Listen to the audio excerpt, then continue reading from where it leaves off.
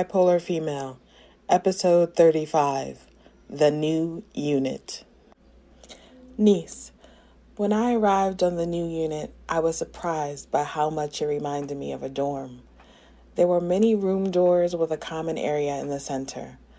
The common area had a large television and uncomfortable couches and chairs. I found my number, 14. It was a single room. There wasn't a nurse's station or doctors walking around. They'd given me a month's supply of meds and they expected me to be responsible and take them on my own. All I wished was that by the time I ran out of meds, I was back in Harlem. I laid in bed pretty much the whole day on my first day in the new unit, and then I heard it, a ringing that seemed to never stop.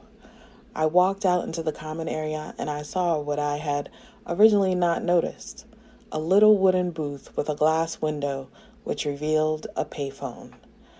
I'd gone 3 months speaking only with doctors, nurses, and patients. I didn't even know when my parents were going to show up at the short-term unit because I never spoke to them beforehand. It was always a surprise to me when Mom would show up with bags of clothes, underwear, and socks. When I think back, I wonder why no one ever told me she was coming. They never gave me anything to look forward to.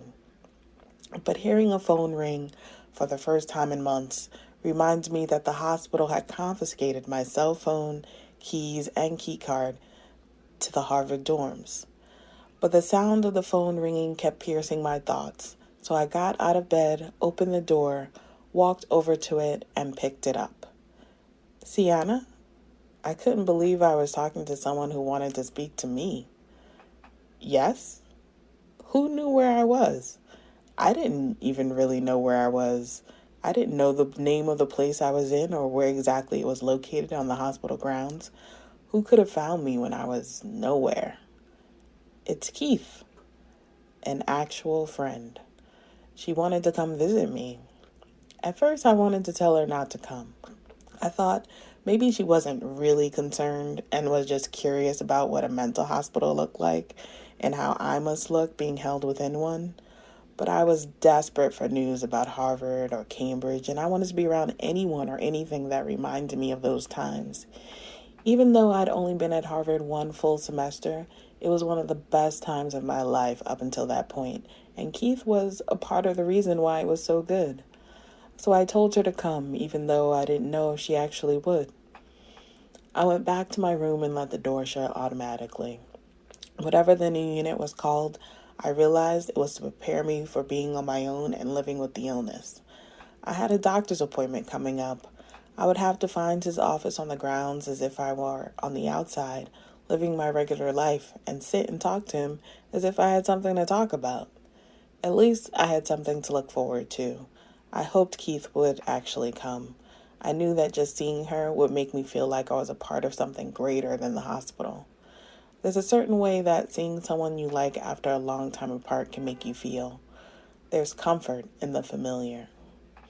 Until next time, this is your Aunt Sia saying, stay strong, stay healthy, and know that you are loved.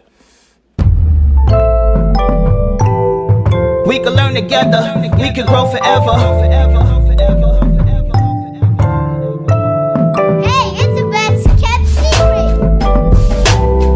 We can learn together, we can grow forever.